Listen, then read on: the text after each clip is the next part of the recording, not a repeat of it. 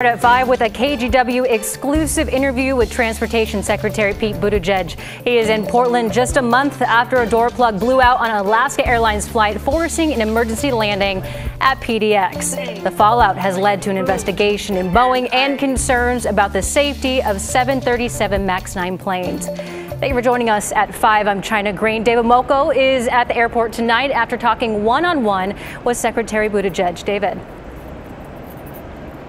Yeah, inspections, audits, and conversations, China, like the one we had today. You have to remember, at the center of this, 177 passengers and crew who were on board Alaska 1282, headed for some Southern California sunshine back on January 5th. When 6 minutes in, a black hole opened up in the side of the aircraft. Passengers describing it as traumatic and chaotic. Also at the center of this, every passenger that flies on a Boeing jet globally, including right here at PDX. Let's set the scene for the interview here. We are inside the brand new departures hall here with this beautiful 9-acre mass timber roof overhead, sustainable, local, from about a 300-mile radius around the airport here. The assumption, underpinning that, not just the columns, but the assumption that flying here is safe and should be safe. So there's conversations about what have to happen to restore safety, what has to happen to restore that perception for the public here. So we talked about a little bit with the Transportation Secretary about what's happening behind the scenes with Boeing, what's happening behind the scenes with the FAA in order to restore that confidence. Have you had conversations with the Boeing CEO, and what have you told him? Yeah, I've spoken to him directly about our concerns, especially in the wake of this Alaska Airlines incident, and the need for Boeing to demonstrate, with the avoidance of any doubt whatsoever, that they are capable of not just designing safe aircraft, but building and delivering aircraft that meet those high design standards. I think he certainly understands our concern. He has said all of the right things, but it's not about what you say, it's about the results. And the results are what are being audited right now by the FAA. How confident are you that we will find a better balance that not only fixes manufacturing issues and makes sure this never happens again, but also reassures the public and the perception that there's something wrong going on the assembly line in Renton? Well, I have a lot of confidence in Administrator Whitaker's leadership, and what he said is there's no going back to business as usual at Boeing. And that's already the case. What needs to happen now is a process that everybody can feel 1,000% confident in. And frankly, that part is still under construction.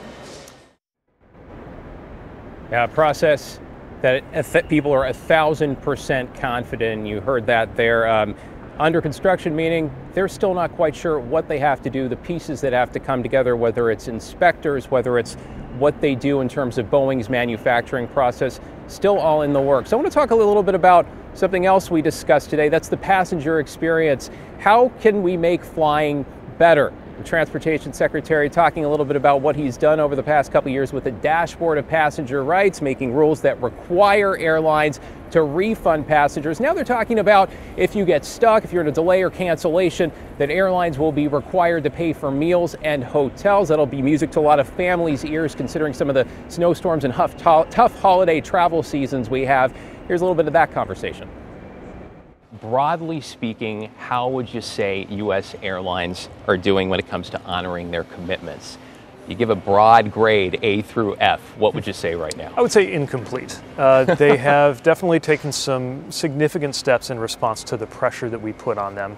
More than $2 billion have gone back to passengers just since our administration arrived through refunds that we have pressed them to deliver. I just don't think we can count on the airlines to improve on their own.